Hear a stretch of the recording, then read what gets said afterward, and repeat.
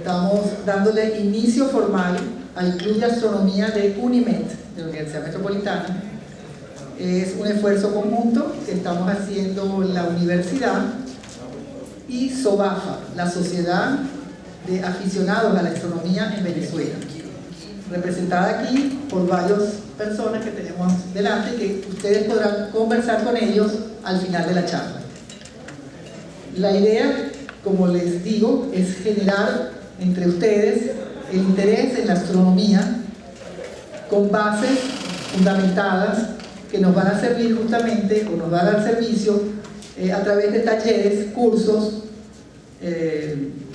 observaciones de eclipses, lluvia de estrellas, que a quien no le ha gustado en algún momento de su vida observar ese cielo maravilloso estrellado.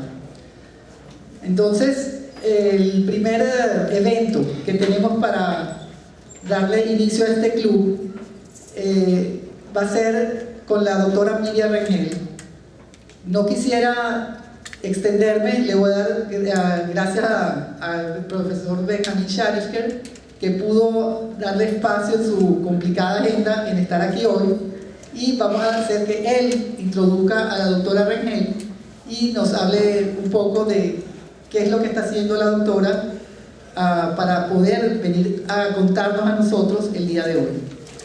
Al final y durante esta conversación van a tener una carpeta que está rondando por ahí, no sé dónde está ahorita, ya, donde me gustaría que anotaran sus datos si están interesados en pertenecer al Club de Astronomía en un futuro próximo. Se está gestando, ahí tienen que colocar muy claramente cuál es el correo electrónico, porque le estaremos enviando en los futuros días cuál es la dirección en la cual ustedes van a hacer la inscripción online.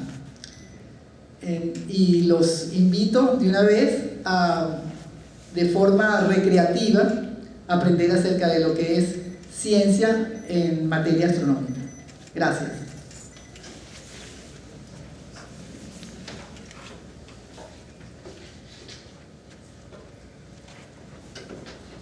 Bueno, muy buenos días, muchas gracias, Martelena. Yo quisiera antes que nada agradecer tanto a Martelena Galaviz como también al profesor Leizaola y a muchos otros profesores del Departamento de Física, también a Jesús Otero y los miembros de la Sociedad Venezolana de Aficionados a la Astronomía, por todas estas iniciativas que en los últimos meses han venido progresando en la Universidad Metropolitana y que dan lugar a la reactivación del Club de Astronomía aquí en la Universidad Metropolitana. Y no me quiero adelantar a próximos anuncios, pero esperamos tener también próximos anuncios próximamente, incluso de infraestructuras que van a permitir una actividad del Club de Astronomía interesante y, como decía Martelena, divertida, no solamente interesante y educativa, sino también divertida y ojalá que sea también provechosa en todos los sentidos. Nos complace mucho presentar el día de hoy a la doctora Miriam Rengel, que nos está visitando aquí en Venezuela. Ella es venezolana, estudió estudios de física, estudió física en pregrado en la Universidad Simón Bolívar, después estudió también posgrado en el SIDA, en Mérida, en temas que tienen que ver con astronomía, y luego hizo su doctorado en Alemania, en la Universidad de Jena, creo, en la Universidad de Jena, o Jena, y actualmente se desempeña como investigadora en el Instituto Max Planck de Gotemburgo, ¿entiendes? Göttingen, perdón, de Göttingen, que es un instituto Max Planck que está dedicado precisamente a la astronomía. Y hoy Miriam Rengel nos va a hablar de un tema para algunos fascinante. Entonces, nosotros sabemos que tenemos vida en el planeta Tierra, eso, o pensamos que hay vida en el planeta Tierra, no sé si estamos seguros, pensamos que hay vida en el planeta Tierra. Y mucho de la vida del planeta Tierra tiene que ver con el ciclo del agua. Nosotros tenemos una sustancia que es el agua, una molécula que puede pasar de líquido a gaseoso, incluso puede ser sólido en algunas circunstancias, etc. Bueno, en Titán no pasan esas cosas con el agua, pero a lo mejor la profesora Rengel, la doctora Rengel nos explica algo de cosas que pasan en Titán que a lo mejor son de alguna manera parecidas. ¿Quién sabe? A lo mejor los de Titán están pensando, ¿habrá vida en la Tierra? ¿Quién sabe? Bueno, los dejo con la doctora Raquel. Muchas gracias.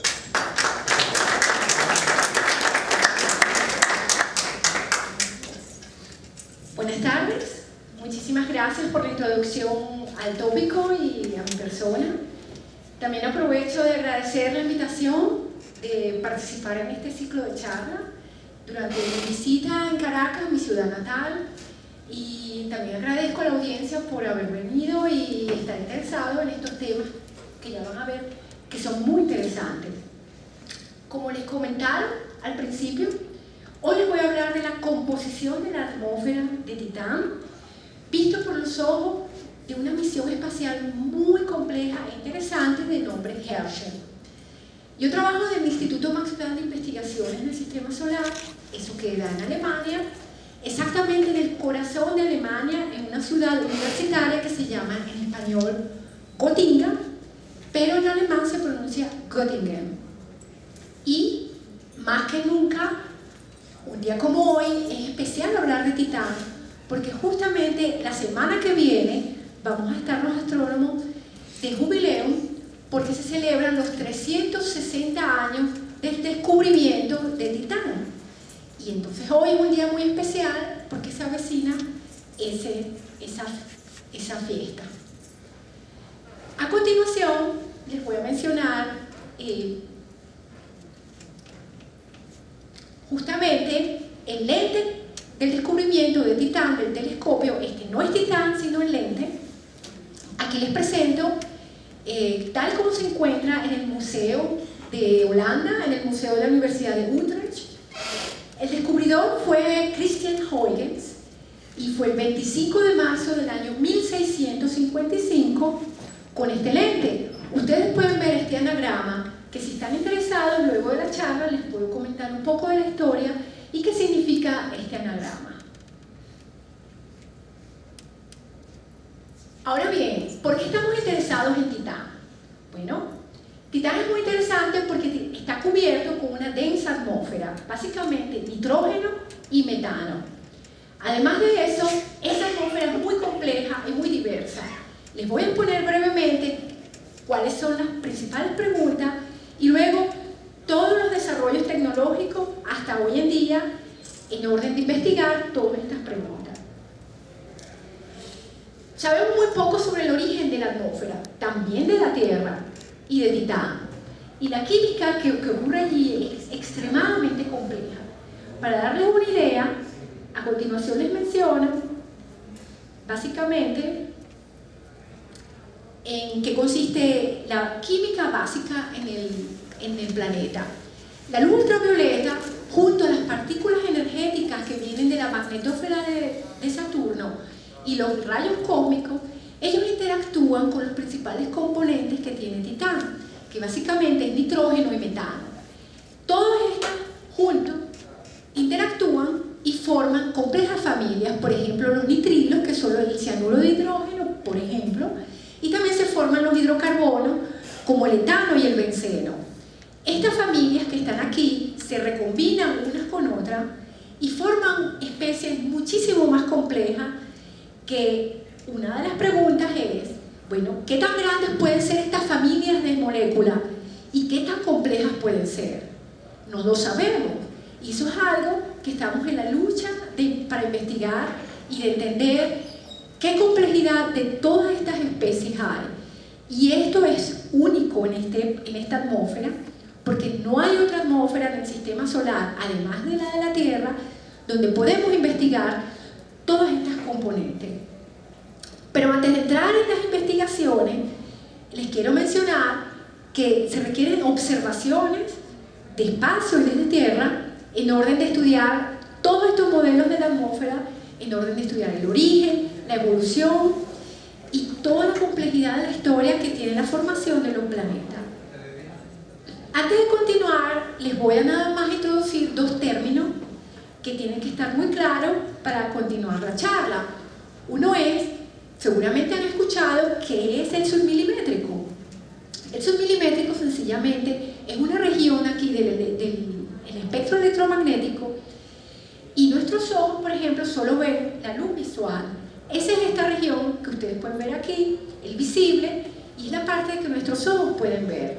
Pero hay muchas ondas que nuestros ojos no pueden ver. Y están, por ejemplo, la región de los microondas, está la región de los rayos X, y están, por ejemplo, muchas otras más.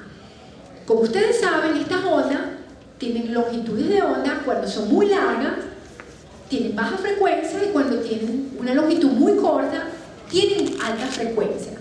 Cuando hablamos del submilimétrico, como la palabra lo dice, son longitudes de onda submilimétricas, quiere decir que miden alrededor de 0,1 milímetro hasta 10 centímetros. O sea, son longitudes de onda muy cortas. Y además de eso, tienen una frecuencia entre 300 GHz y 30 GHz. Sencillamente, para convertir entre longitud de onda y frecuencia, sencillamente multiplicamos y dividimos por la velocidad de la luz. Luego de saber esto, la siguiente pregunta es, bueno, ¿qué estamos detectando exactamente en esas longitudes de onda? La mayoría de ustedes lo saben. Eso es justamente la radiación térmica. Aquí les pongo un ejemplo de una casa. El lado izquierdo es justamente una casa que nosotros veríamos con nuestros ojos. Pero si observamos la misma casa aquí en el lado derecho con una cámara térmica, vamos a observar esto. Y esto se usa mucho en Alemania, en Estados Unidos, para detectar las fugas de calor. Y eso es justamente una cámara térmica. Y esto lo utilizamos también para observar en esta región. Aquí les muestro un ejemplo de que nuestros ojos mirarían en el cielo. Ustedes ven este puntico aquí, ¿verdad? Cierto. Pero si lo observamos con una cámara térmica, o también conocido un bolómetro, lo que vamos a observar justamente en el centro es una fuente. Y para esto necesitamos justamente este tipo de radiación térmica. Estamos observando cuerpos muy fríos, y para observarlo necesitamos los bolómetros. Esto es una técnica. Existe otra técnica que es la espectroscopía. Y con la espectroscopía, en el submilímetro o también en el infrarrojo, podemos observar las interacciones con las moléculas, y estas moléculas con interacciones con la materia, ellas bailan. Pero bailan no aleatoriamente, ellas tienen un tipo de baile especial. Cuando interactúan, por ejemplo, con las vibraciones, ellas básicamente, aquí les pongo un ejemplo, en el caso del agua, ahí tengo una pequeña película, vamos a ver si funciona. ¿No? Otra vez.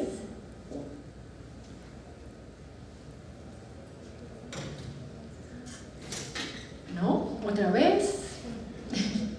Deberían rotar y vibrar. Ok. No sé si lo observaron. Sí.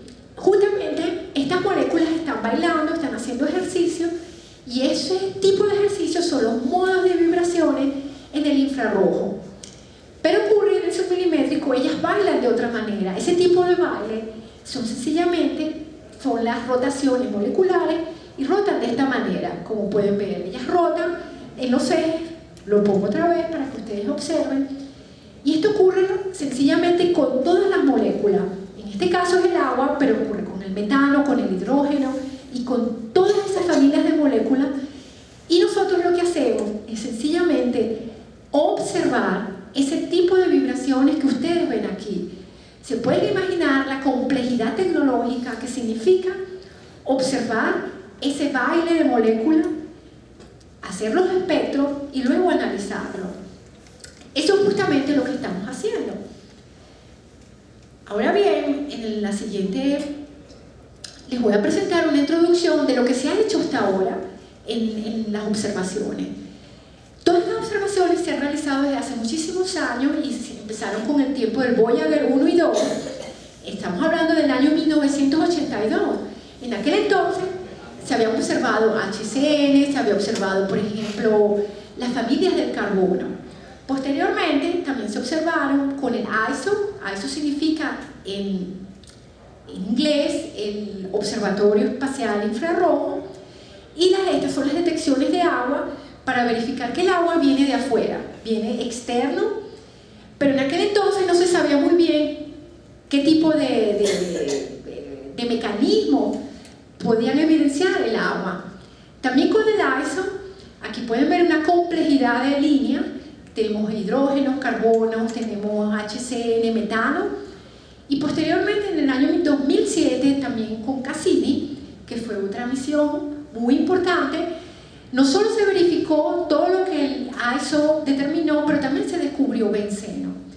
Más recientemente, también con Cassini y su instrumento SEARS, se detectó agua, que son estas líneas que pueden observar aquí, y mucho más reciente, también con el Cassini, se descubrió propileno, que está aquí, que es una de las familias del carbono que el Voyager no había observado. Si ustedes recuerdan, el propileno es un material con el que se produce plástico, los Tupperware. Eso significa que si ustedes quieren producir y manufacturar Tupperware, el mejor lugar para hacerlo es irse a Titán y montar allá una compañía. Todo lo que les mencioné hasta ahora son observaciones del espacio, pero desde la Tierra también se observa Titán y las atmósferas. Aquí les pongo un ejemplo de de los telescopios que se han utilizado desde la Tierra, donde se puede detectar HCN, ICO, monóxido de carbono. El IRA, que es un telescopio de 30 metros, está situado en el sur de España y se ha detectado HCN. Aquí otro telescopio que es el JCMT, que es en Hawái, el James Clerk Max Telescope. Este es el SMA, Shoot Millimeter Array, en inglés, y aquí observamos el HCN. Y este es el APEX, que se encuentra en Chile, en el desierto de Atacama, donde yo y mis colaboradores hemos observado CO y HCN. Todas estas observaciones, junto con las anteriores, han producido hasta ahora muchísimas y novedosas investigaciones, pero fue a partir de la era del Herschel que muchas más investigaciones se han desarrollado, y aquí les presento quién es Herschel. Herschel es un telescopio espacial que se lanzó en el año 2009. Tiene un telescopio de 3,5 metros y tiene 3 instrumentos a bordo. Tengo que comentar que este telescopio es muy especial porque fue y es el primer telescopio, el más grande del mundo, lanzado al espacio, y además ha sido el único que ha trabajado en estas longitudes de onda, que son en el infrarrojo y en el submilimétrico. O sea, es un telescopio muy potente para estudiar el universo frío. Esto trabajó con la comunidad 3,5 años, donde he desarrollado muchos años trabajando antes del lanzamiento, durante las operaciones, y ahorita estamos en la fase de post-operaciones. Estos instrumentos son básicamente el HIFAR, en inglés significa el Heterodyne Instrument for the Far Infrared. Es un espectroscopio, básicamente de muy alta resolución. Luego está el PAX. El PAX significa Photodetector Array Camera and Spectrometer. Son 2 instrumentos en uno. Es un fotodetector y además es un espectrómetro. La resolución no es tan alta, pero trabaja en longitudes de onda mucho más grandes. Y está el SPIRE, que significa el Spectral and Photometric Imaging Receiver. También son 2 instrumentos en uno, trabaja como una cámara y trabaja también como un espectroscopio. Tiene diferente resolución que este, pero el HIFAR es el con que trabajamos con las resoluciones mucho más altas. Ahora les voy a mostrar una animación donde representa todas las observaciones que realizó Herschel durante los 3,5 años. Este es el plano de la eclíptica de todo el universo visible. Esta herradura que ustedes pueden ver aquí, como una herradura de caballo, es la eclíptica, es donde se concentra básicamente casi todo el material de la Vía Láctea y donde casi todas las observaciones de Herschel se realizaron. Aquí en azul van a ver donde se desplazan todos los planetas, y aquí van a observar que en amarillo son básicamente las observaciones realizadas en espectrometría, en azul las de fotometría y en verde las de fotometría con SPIRE. Les menciono que más de 23.500 horas de observaciones fueron realizadas con Herschel, y además de eso, mucho más de 37.000 observaciones científicas. Todas esas observaciones juntas formaron casi la 10ª parte de todo el cielo. Ahora les muestro la animación donde ustedes pueden ver en menos de un minuto todas las observaciones que Herschel ha realizado.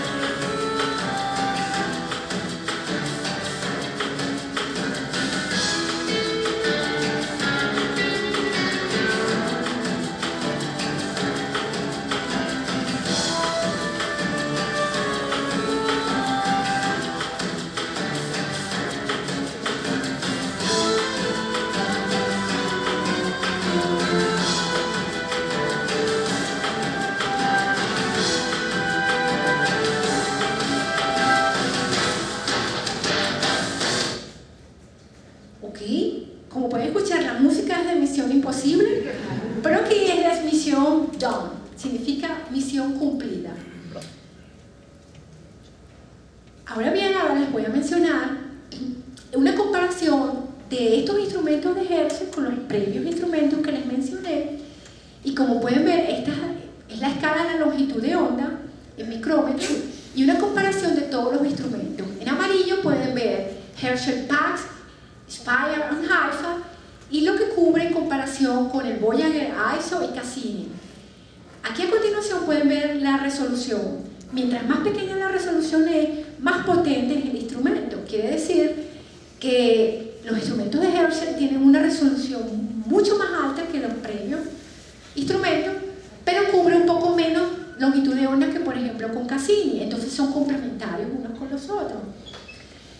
Les voy a mencionar ahora los dos proyectos en los que yo estoy trabajando. Uno de ellos se llama El agua y la química relacionada en el sistema solar. En inglés es HSSO, que significa Herschel Solar System Observations. Tenemos una página web que pueden navegar y buscar todas nuestras publicaciones. Y dentro de este proyecto yo estoy interesada en explorar en el lejano infrarrojo y en el submilimétrico con alta sensibilidad. No solo Titán, sino los otros planetas, pero hoy, como estamos hablando de Titán, me voy a concentrar en Titán. Ustedes se preguntarán por qué justamente esa región es importante. Bueno, es importante porque justamente en esa región hay muchísimas transiciones rotacionales de agua, y además de eso hay otros gases, y estas líneas son muy fuertes en esa región. Utilizamos el espacio porque desde Tierra justamente el vapor de agua en nuestra atmósfera contamina. Entonces es mucho mejor en estas longitudes de onda sacar el telescopio al espacio y observar desde el espacio. Entonces las observaciones de Titán que hemos realizado están confinadas aquí con Spire, con PAX y Haifa. Hemos obtenido el espectro completamente en todo el rango, que es entre 194 y 671 micrómetros. Se obtuvieron en julio del 2010 por alrededor de 9 horas de integración. Con PAX también hemos obtenido entre 51 y 220 micrómetros. Esas observaciones las hicimos por más de 1 hora, y también observamos metano en julio y en diciembre del 2010, y con Haifa observamos agua, y además de eso, bueno, otras observaciones adicionales. Y es de mencionar que todas estas observaciones es todo el planeta junto, no es que estamos observando ni el norte ni el sur, sino es todo el disco, y además de eso tienen que realizarse cerca de la elongación máxima. ¿Qué significa elongación máxima? Bueno, la separación más grande entre Saturno y la Luna. ¿Por qué? Porque si observamos muy cerca, Saturno puede contaminar esas líneas. Entonces tenemos que esperar justamente el momento preciso cuando Titán está mucho más lejos de Saturno. Y de esta manera hemos realizado esas observaciones que ya les voy a mostrar los resultados. Antes de mostrarles los resultados, un poquito de cómo hacemos el modelaje o las simulaciones de las líneas. Para eso utilizamos un modelo. El modelo básicamente consideramos al planeta, el planeta es redondo, o en la Luna en este caso, dividimos la atmósfera en capas, y esas capas tienen un coeficiente de absorción. calculamos los perfiles de abundancia, los de temperatura y las abundancias, y calculamos todo lo que es la transferencia radiativa desde la superficie del planeta hasta el final, en este caso 800 kilómetros de diferencia de la superficie, y luego de eso generamos aquí lo que se llama un espectro sintético. Sintético significa modelado. Simulamos el espectro y lo comparamos con lo observado. Comparamos las observaciones con las simulaciones, y eso es como comparar, por ejemplo, manzanas y peras. Entonces empezamos a comparar cuáles son las peras y las manzanas que más se asimilan o que más se asemejan, y para eso utilizamos una estadística que en este caso es el chi-square o el chi-square, y utilizamos este método sucesivamente hasta que las observaciones y las simulaciones compaginen o se ajusten lo mejor posible. Y eso se los voy a mostrar ahora junto a los resultados. Ahora son los avances y los descubrimientos. Tenemos diferentes publicaciones en el campo. Pueden visitar mi página web o las páginas web de los proyectos. Y ahora, bueno, vamos a presentarle uno de los primeros resultados. Ese es el inventario de moléculas con Herschel. En este caso son las moléculas que hemos detectado con el instrumento PAX. Recuerden que PAX cubre entre 55 y 220 micrómetros. Todas estas líneas que ustedes ven aquí son los espectros de diferentes moléculas. Las moléculas que hemos identificado son metano, monóxido de carbono, HCN y agua. Y estas están identificadas aquí. Además de PAX, tenemos las observaciones de Spire, y las observaciones básicamente de Spire están aquí,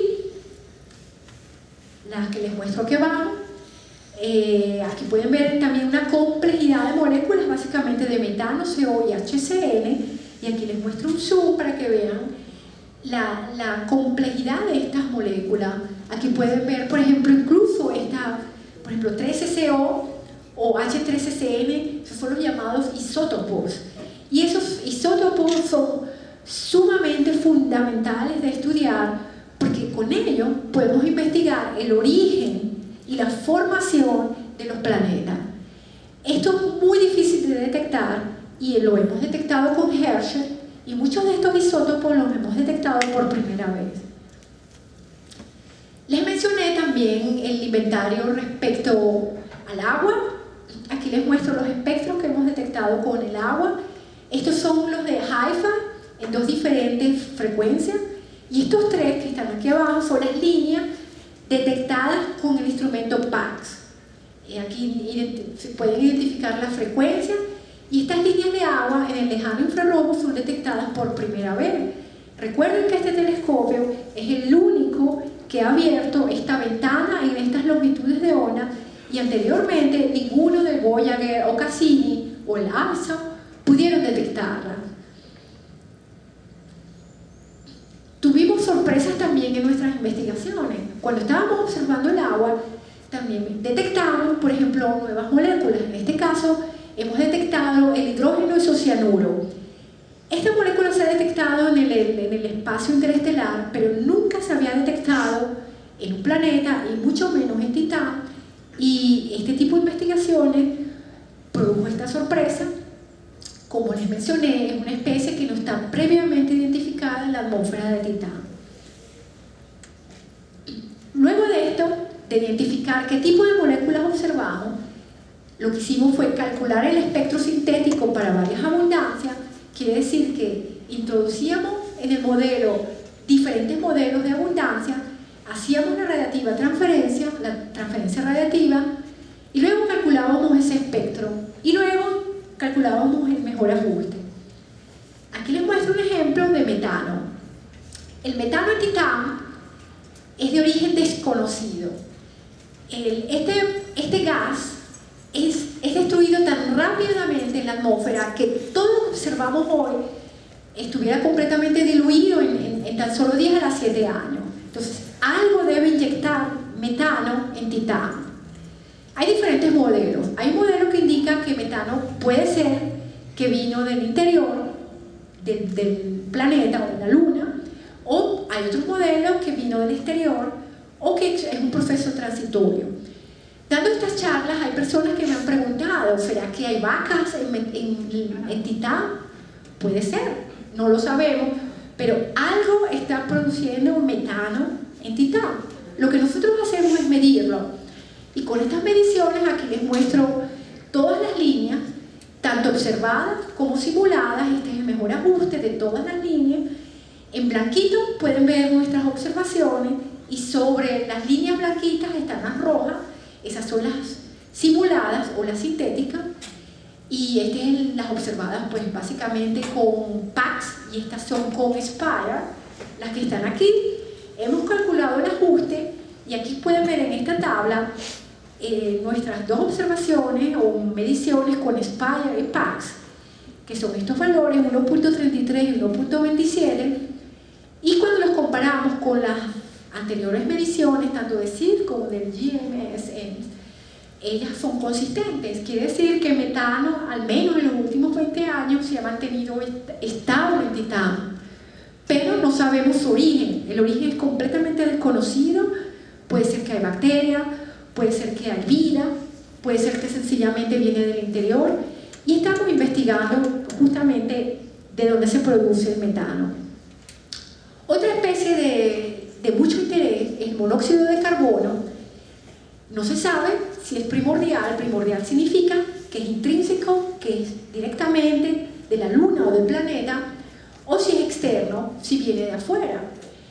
La idea de que es externa ya se pensó en el año 2008, pero fue un modelo. También en el año 2010 se pensó, pero fue hasta ahora recientemente, en el año 2011, con nuestros colaboradores y con Herschel, descubrimos que alrededor de Saturno existe un anillo extra. Ese anillo se le llama el toro de agua. Es sencillamente en el anillo mucho más externo. Saturno está rodeado de agua, lo hemos observado por primera vez y hemos calculado que exactamente el oxígeno que cae de ese anillo a la Luna, a Titán, es realmente lo que produce el oxígeno que se une con el carbono y forma el monóxido de carbono. Entonces hoy en día ya sabemos que es externo, viene justamente de la lluvia que cae del agua de esa dona o de ese anillo externo de Saturno. Aquí les muestro los gráficos de las líneas de CO, tanto observadas como las simuladas. Estas son básicamente con PAX y estas son con Spire. Otra vez en colores muestra las diferentes las observaciones, como también los mejores ajustes. Y aquí en esta tabla pueden ver los previos estudios, los de nosotros, 40 y 49, en comparación con las mediciones anteriores, y estas son consistentes. Luego tenemos otro gas, el HCN. El HCN no es constante. El HCN básicamente se forma muy arriba en la atmósfera, a 400 kilómetros, y por condensación se elimina, eso forma un gradiente. Ese gradiente nosotros lo podemos observar y medir, y son justamente aquí. Lo que hemos hecho, hemos escalado la distribución de unas observaciones que se realizaron desde la Tierra, las comparamos con las de Marte, que son estas observaciones terrestres, calculamos el espectro sintético y luego calculamos el mejor ajuste. Aquí pueden observar el mejor ajuste y aquí en rojo nuestras mediciones, que justamente las hemos comparado con las de Cassini. Cuando las comparamos con las de Cassini, observamos que hay una cierta diferencia, que son estas en azul, que pueden ver aquí, y creemos que es sencillamente un problema de calibración en los otros datos de Cassini, puesto que multiplicamos por 1.4 y recuperamos otra vez la forma. Entonces nuestros resultados confirman los resultados obtenidos en el año 2002 desde telescopios desde la Tierra, y además esta distribución de Cassini no se ajusta a nuestras observaciones de PAX, pero podemos explicar la razón. Ahora el agua es realmente un rompecabezas. Inicialmente los modelos anteriores, como les mencioné del ISO, ninguno de esos modelos produce un adecuado ajuste a nuestras observaciones, que son las observaciones de Pax y de Haifa. Aquí pueden ver en negrita lo que son el espectro, ¿no? Los espectros obtenidos con Herschel, y pueden ver las de colores, los modelos, los antiguos modelos, que no se ajusten a las observaciones. Entonces, como pueden ver, no se ajustan y estos modelos fotoquímicos del agua deben ser revisados. Ahora, nosotros lo que hemos hecho es un modelo empírico para tratar de descifrar el agua y su perfil. Es justamente, esta es la presión en función de la fracción molar, y esto en rojito lo que pueden ver es justamente el modelo empírico que hemos descubierto o que hemos modelado para que todos nuestros espectros de agua se puedan ajustar. Esto es un poquito, explica aquí la ley de dependencia de la presión siguiendo esta ecuación, y son detalles sencillamente del modelo matemático. Lo que les quiero mencionar es que al introducir esa ecuación en nuestros modelos, aquí están las observaciones tanto de Pax como de Haifa, de Herschel, y ahora se ajustan muy bien. Entonces, quiere decir que ahora los espectros simulados y observados se ajustan, y hemos por primera vez simulado y medido cuánta abundancia de agua tiene Titán. Antes no se sabía nada de esto.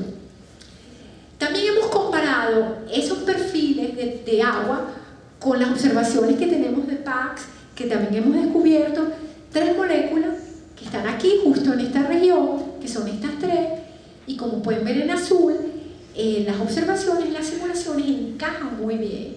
Quiere decir que ese modelo es un modelo que se ajusta a la realidad.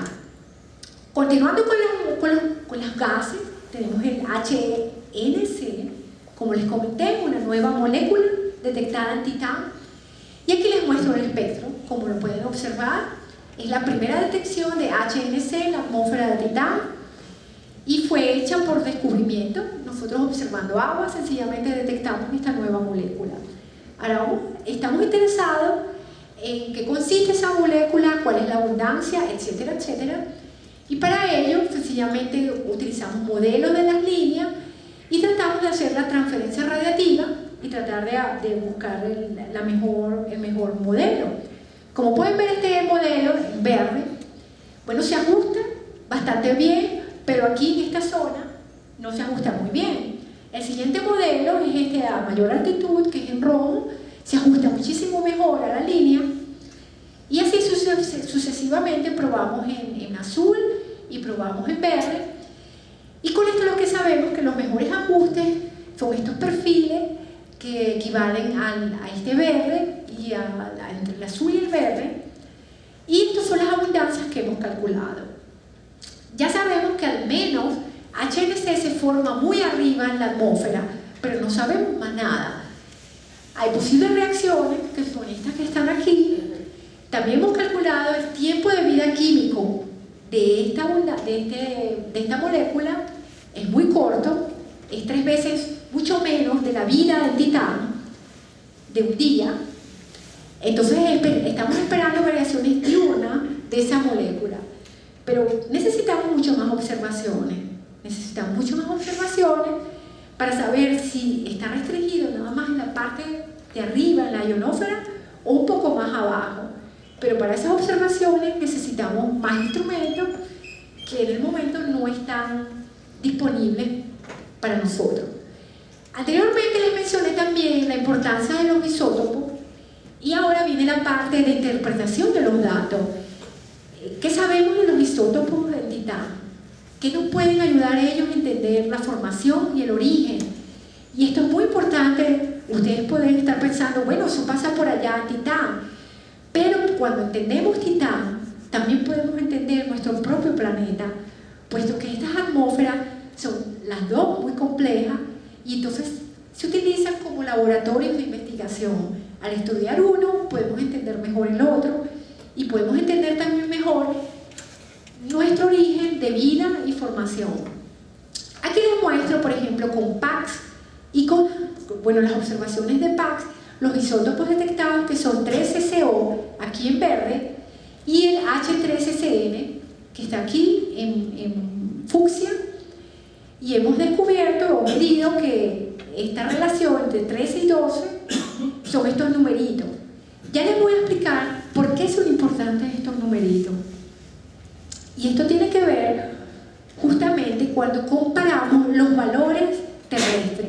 El valor terrestre de la relación isotópica de 12 y 13C es de 89.3. En Titán hemos observado exactamente, como ven aquí, valores muy parecidos. Quiere decir que no ha habido mucha variación o mucho cambio comparado con la variación terrestre. Y esto tiene que ver mucho con el origen y la evolución de estas dos atmósferas.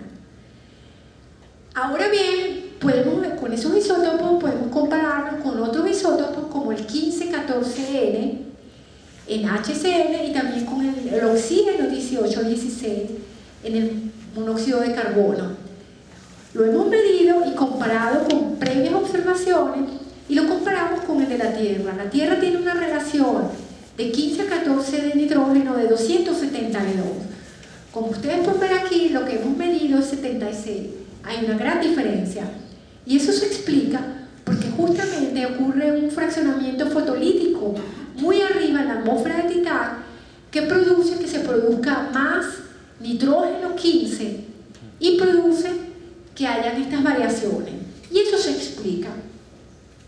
Pero hay una nueva investigación con otro isótopo, que es los isótopos de oxígeno. Este es el 1816, la relación en la Tierra ese valor es de 500. Pero hemos observado que en Titán este valor es muy diferente, es 380. Hay una gran diferencia y eso significa que el oxígeno, el O18, está ingresando a Titán de alguna manera, y como les comenté anteriormente, esto viene del toro de Encelado. Encelado es otra luna de Saturno, y no sé si ustedes han escuchado en la prensa, hace unos años ese Encelado tiene unas eyecciones de agua en las formas en las que se llaman las grietas del tigre, se le llaman así. Esas grietas del tigre emanan mucha agua y esa agua cae a Saturno. Saturno forma ese anillo de agua y ese anillo de agua precipita agua, justamente oxígeno, en la forma de oxígeno en Titán. Eso no se sabía antes y eso es algo muy nuevo y novedoso descubierto por Herschel. Ahora ustedes se preguntarán cuál es el legado de Herschel. Como les comenté, básicamente Herschel ha hecho un nuevo survey entre 51 y 671 micrómetros. Se ha detectado metano, monóxido de carbono, HCN, agua, isótopos. Hemos determinado las abundancias y hemos detectado sorpresivamente HNC y hemos medido la relación isotópica del oxígeno. Ahora bien, ¿qué implicaciones tiene todo esto en nuestros conocimientos? Bueno, nuestros conocimientos básicamente, la atmósfera primitiva de Titán era mucho más densa. Eso significa que la atmósfera de Titán se está perdiendo con el tiempo geológico. O sea, a medida que pasan los años, Titán está perdiendo su atmósfera. Y eso puede ocurrir en muchos planetas y puede ocurrir en nuestro planeta también. También existe un enriquecimiento de oxígeno 18 en la atmósfera de Titán. Como les comenté, Encelado precipita agua y esa agua viene justamente de las plumas de Encelado. También el contenido de vapor de agua en Titán es diferente a las predicciones. Los modelos requieren una revisión. Eso no lo sabíamos antes y es una novedad. Y por último, bueno, arriba de 400 kilómetros también sabemos que la atmósfera de Titán también contiene HNC. ¿Cuál es el futuro ahora de las investigaciones? Tenemos muchos datos, tenemos mucho que analizar y esto es solo parte del comienzo. Pero hay otras facilidades que pueden complementarse, como en el caso de Cassini.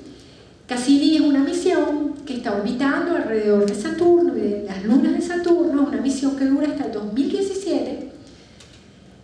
Todavía van a ocurrir, esta es una fecha vieja, pero van a ocurrir desde ahora unos 15 flybys más a Titán. Aquí pueden ver los años que van transcurriendo. Ahorita estamos aquí, estos son los flybys que ocurren. Y hay muchas mediciones todavía en los siguientes 3 años que estamos esperando en orden de seguir comparando y investigando la atmósfera de Titán. Otra facilidad se llama ALMA. ALMA es un complejo de telescopios que quedan en Chile. ALMA viene de Atacama Large Millimeter Array en inglés. Aquí les muestro una foto o un dibujo de la complejidad de antenas. Son 66 antenas, cada una tiene 12 metros. Por cierto, la semana pasada tuve la oportunidad de subir a este altiplano a 5.000 metros de altura, a más de 5.000 metros, a 5.058 metros, y admirar esta complejidad tecnológica que está en funcionamiento. Y estos telescopios nos van a ayudar a investigar la dinámica y la química de la atmósfera de Titán. Este ejemplo fue las observaciones de un arreglo de telescopio que queda en Estados Unidos. Es poderoso, pero no es tan poderoso como el ALMA. Y estamos buscando ahora especies muchísimo más complejas. También queremos hacer un mapeo en 3 dimensiones y monitorear todas las variaciones en las estaciones de Titán. Además de eso, estamos interesados en estudiar la dinámica y la fotoquímica de Titán. Queremos estudiar los vientos mesosféricos a 500 kilómetros. Todo eso lo puede hacer ALMA. Y queremos seguir estudiando las relaciones isotópicas para entender el origen, para saber si, por ejemplo, el metano en Titán es por bacterias o por vacas o por cualquier otro ser vivo. Y este es el futuro de las investigaciones. Ahora quiero terminar esta charla con los agradecimientos a toda la familia de Herschel que ha colaborado en estas investigaciones, y también agradecer por su atención. Gracias.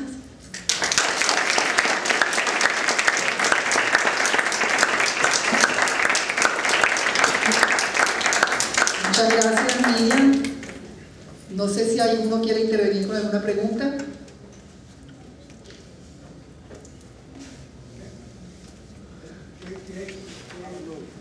¿Qué tiempo de vida se le da al Herschel? ¿Cuántos años más podrá funcionar? Y la segunda pregunta es, ¿está enfriado criogénicamente? Si la primera pregunta es sobre Herschel, la duración de vida de Herschel. Herschel actualmente no está en funcionamiento. Fue una misión que desde el principio es para durar 3 años. No dura más porque se tiene que lanzar con helio. El helio enfría los instrumentos a menos 273 grados centígrados. Los instrumentos tienen que estar muy fríos porque justamente estábamos observando el universo frío, y el tanque que llevaba helio tenía una duración de 3 años. Tuvimos la fortuna de tener a Herschel por casi 4 años, y actualmente está en la misión, en la fase de lo que se llama de post-operaciones.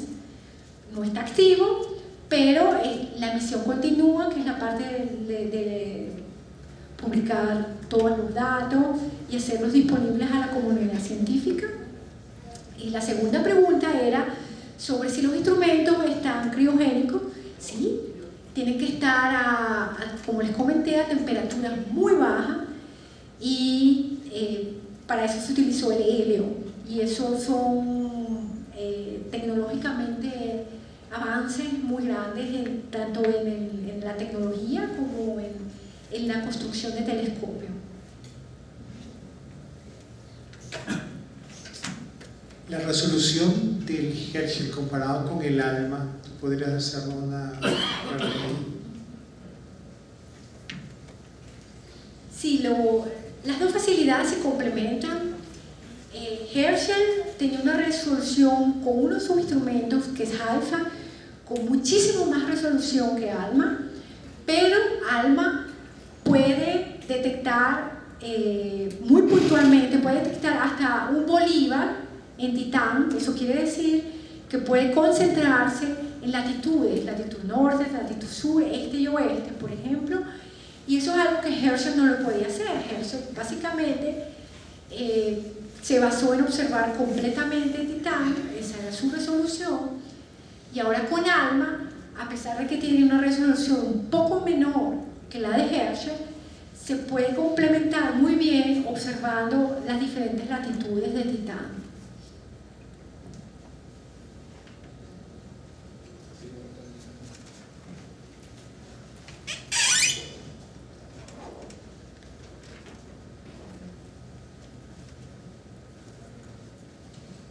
Sí, una pregunta sobre Titán. Siempre se ha dicho que los mares y lagos que tiene son de metano y etano. Ahora, por lo que estoy viendo, las observaciones que se han hecho son de atmósfera. Entonces, ¿eso es una presunción o está basado en un modelo de la observación que se ha realizado? Gracias. Esa es muy buena pregunta. Los lagos que se han detectado en Titán se han observado, pero son con otros instrumentos. Herschel no puede penetrar tan abajo en la atmósfera y observar la superficie porque sencillamente está en ese rango, que es el rango submilimétrico y el infrarrojo, se detectan los movimientos de las moléculas que ocurren en la mesósfera o en la parte media de la atmósfera. No puede llegar mucho más abajo porque es una limitación física tanto de los instrumentos como de la física. La detección de los lagos que han sido de metano han sido con otros instrumentos que están a bordo de Cassini y el Cassini-Huygens. Entonces son con otra misión que es con Cassini, pero se han observado y hay imágenes espectaculares de los lagos.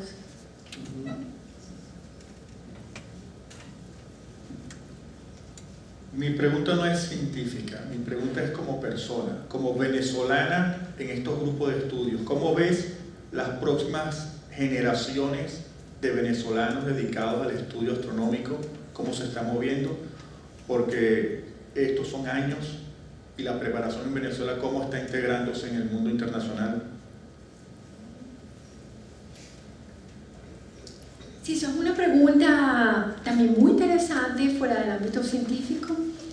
Mi generación tuvo la fortuna y la dicha de gozar dentro de las capacidades y recursos en formar una generación que hoy en día la mayoría está afuera. Tengo muchísimos colegas venezolanos trabajando en diferentes campos, en la ciencia, en biología, matemática, física y química en el exterior, no solo en Alemania, sino en Estados Unidos y en otras latitudes. Veo con muchísima preocupación estas generaciones actuales, a pesar de que las ciencias de por sí tienen una fascinación, atraen un poco menos, digamos, que las ciencias sociales por el miedo de las tres Marías en el bachillerato, pero veo con muchísima preocupación la realidad actual y hacen falta incentivos como los que se están haciendo ahora, por ejemplo, justo ahora en fomentar charlas. Hay que incentivar los laboratorios, la formación académica, la formación docente, para que esta generación continúe formando y generando generaciones tras generaciones actuales y para el futuro. Y hoy más que nunca esas iniciativas tienen que ser aún mucho más fuertes desde todo punto de vista financiero, político, económico, académico, y lo veo con muchísima preocupación, pero aquí va mi esperanza, ¿no? con estas generaciones. Yo quería ahondar ahí un minuto porque justamente este tipo de charla, cuando tenemos una invitada como Miriam, quería hacer hincapié en que Miriam es una egresada de la Simón Bolívar y por eso los estudiantes que están aquí hoy presentes tienen que verse como posibles candidatos a cualquier programa por ejemplo, en el nivel de ingeniería es factible. Todos estos proyectos a nivel mundial requieren de ingenieros. Entonces hoy estamos aquí en la Metropolitana, podemos hacer un posgrado que nos ubique o nos vincule con cualquiera de estos proyectos a través de una pasantía. Podemos hacer un vínculo entre distintos laboratorios y quien quita que el día de mañana se pueda hacer un intercambio de profesionales que les permita a ustedes estar en estas misiones.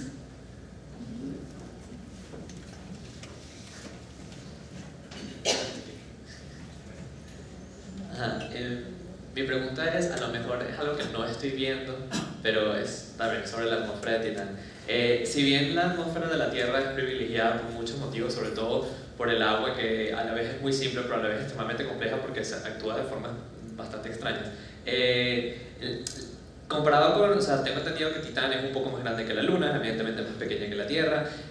La atmósfera, sin embargo, el metano es menos denso que el aire. Entonces mi pregunta es, no sé si cómo se mantiene la atmósfera, porque por ejemplo en la Tierra tienes la magnetosfera que vale, te ayuda a mantener la atmósfera conservada por los vientos solares, pero por ejemplo en el caso de Titán, yo no sé si él genera su propia magnetosfera, no estoy seguro si la magnetosfera a lo mejor de Saturno es suficientemente grande como para cubrir a Titán, o a lo mejor el tiempo que Titán está detrás de Saturno es suficiente para que la magnetosfera no se vaya con los vientos solares. Entonces era para saber sobre eso, sobre cómo se mantiene. Sí, una pregunta también muy interesante. ¿Cómo se mantienen los gases en Titán si Titán no tiene una magnetosfera densa y compleja? ¿Eso es cierto? Titán, su magnetosfera es muy débil y podríamos pensar que la mayoría de los gases deberían escaparse, pero no se escapan, se mantienen allí. Se mantienen allí por una combinación de fuerzas, una de ellas es la gravedad. También recordemos que Titán tiene una temperatura de alrededor de 100 grados Kelvin. Allí la temperatura es muy fría, es mucho más fría que nuestro planeta. Nuestro planeta tiene más masa y más gravedad, Titán tiene un poco de menos gravedad, pero la combinación de la gravedad, la combinación también de la temperatura, que es muy fría, y del tipo de gases, que no son gases que se escapan, claro que tiene metano y tiene hidrógeno y carbono, pero ellos se mantienen básicamente en la parte de la atmósfera más abajo de 300 kilómetros, básicamente por combinación de la gravedad y la temperatura.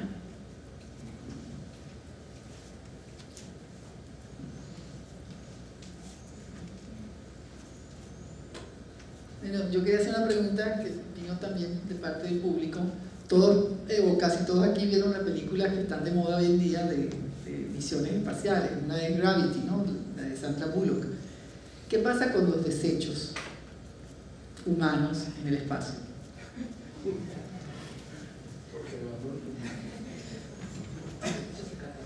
¿Los desechos humanos o los desechos de los satélites? Lo segundo. Sabemos quién los manda. Ok, los desechos producidos por los humanos.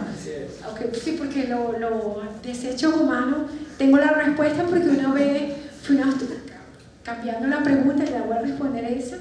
Tuvimos una vez la charla de un astronauta que estaba trabajando en el ISS y justamente fue la época que el baño se echó a perder y una de las preguntas era ¿hacia dónde van los desechos humanos? Y todo el mundo se preguntaba si los desechos humanos iban hacia el espacio y no, realmente a pesar de que el baño se había dañado, ellos tenían un pequeño container donde iban allí los desechos humanos. Ahora, la otra pregunta era ¿qué pasa con la chatarra espacial? Eso es muy importante desde el punto de vista de protección planetaria, porque si se deja mucha chatarra sobrevolando en los puntos geoestacionarios donde se lanzan satélites, primero pueden hacer colisión con ellos y segundo, pueden ser atraídos nuevamente a nuestro planeta y caernos en nuestras casas y en nuestras cabezas. No queremos eso. Entonces, ¿qué se hace con ella? El último combustible, gotas de combustible que quedan, se utilizan para redireccionar satélites geoestacionarios y lanzarlos un poco más allá en una órbita alrededor del Sol. Es cierto que dentro de 200 o 300 años puede ser que se salgan de esa órbita y caigan nuevamente en nuestro planeta. Eso puede ocurrir. En el caso de Herschel y de todas estas misiones espaciales se lanzan a puntos lagrangianos que se llaman L1, L2 y L3. Herschel se lanzó al lagrangiano 2 geoestacionario y un poquito antes de agotarse todo el combustible se sacó de esa órbita y se puso, ahora está girando alrededor del Sol. Dentro de 300 años, con nuestros bisnietos, a lo mejor les cae a ellos en la cabeza, pero por lo menos no nos van a caer a nosotros.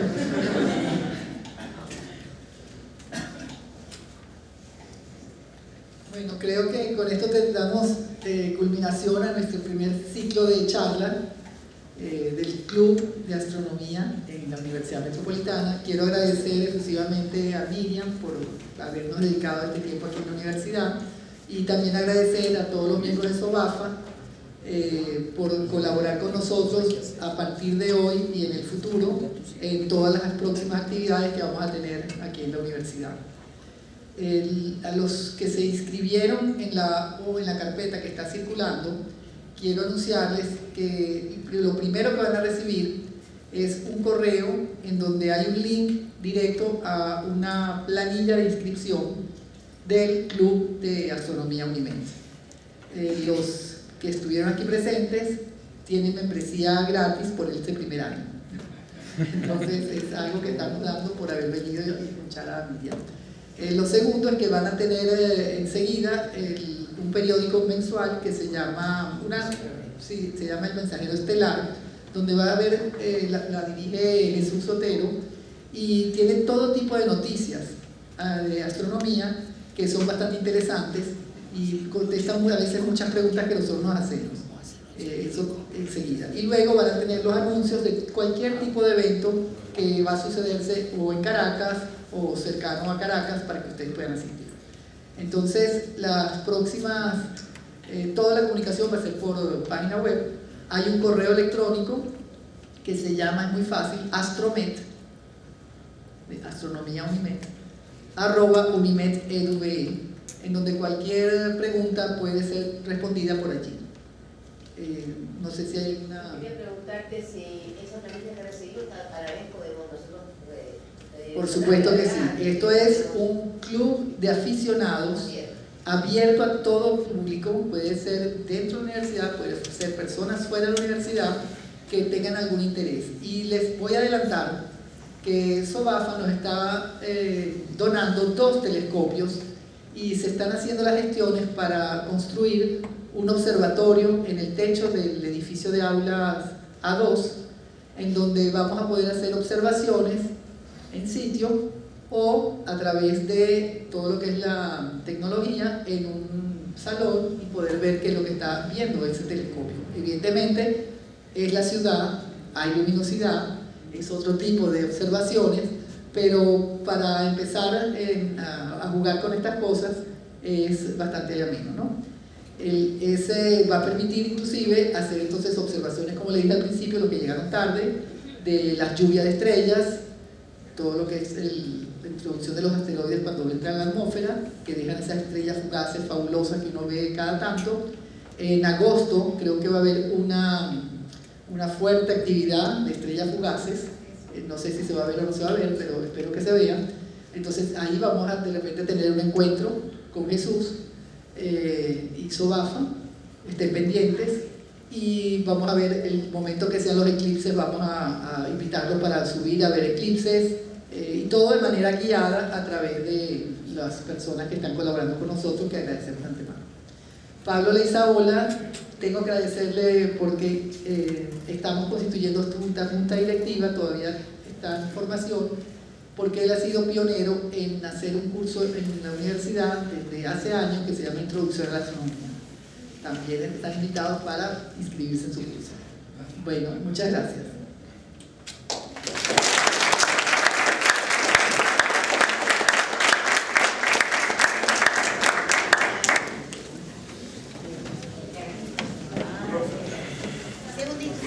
Por cierto, quiero invitarlos. Este sábado a las 9 de la mañana tenemos un seminario de impactos de asteroides contra la Tierra en el planetario Humboldt. De 9 de la mañana a 12:30 aproximadamente. Viene el doctor Nelson Falcón de la Universidad de Carabobo, astrofísico, el doctor Iván Machín, que va a hablar también sobre cómo se usa el software disponible para hacer cálculos y ver cuándo puede chocar un asteroide. Va a venir el ingeniero Rómulo Rodríguez de la ACA, Asociación Carabobeña de Astronomía, que va a hablar un poco sobre cómo calcular las energías cuando se producen los impactos. Y yo, Jesús Botero, que les voy a hablar sobre los impactos recientes de asteroides contra la Tierra, porque la mayor parte de la gente cree que eso nunca ocurre. Resulta que en menos de un siglo hemos tenido varios impactos importantes, varios de ellos en regiones muy remotas, y nadie se ha enterado. ¿Okay? Entonces, eso es un poco el seminario de este sábado. Por allá tenemos a Miguel Ábalos, puede levantar la mano. Tenemos la página Spotweb TV, y ahí muy pronto vamos a tener un programa de televisión por internet de astronomía. Está la página Astronomia, que ya tiene más de 12.000 seguidores, y donde hay varios colaboradores: Julio Veloso, el hombre de los cohetes y de los telescopios, Héctor Arena, un aficionado de estos que le encanta hacer muchísimas cosas y divulgar mucho. Lía Patiño, que aunque no hace astronomía como tal, sí se dedica a la parte que tiene que ver con el arte y la astronomía. Y bueno, mi persona, que son Alfredo Castillo, biólogo, y la persona en la sociedad que se dedica a todo lo que es la parte de búsqueda de vida en ámbitos. Cuando hablamos de vida, por ejemplo, posibilidad de vida que puede haber en Titán, no en Titán, pero sí en Encelado puede haber vida en Europa, podría haber vida en planetas alrededor de otras estrellas, etc. Marte quizá. Bueno, entonces tenemos un equipo bastante bien conformado y estamos colaborando. Estamos tratando de que esta universidad tenga un grupo de astronomía fuerte. Esperamos que en el futuro no solo sean aficionados, sino se integren también profesionales. En nuestra sociedad ya tenemos varios profesionales de la astrofísica que se encuentran todos desafortunadamente en el exterior.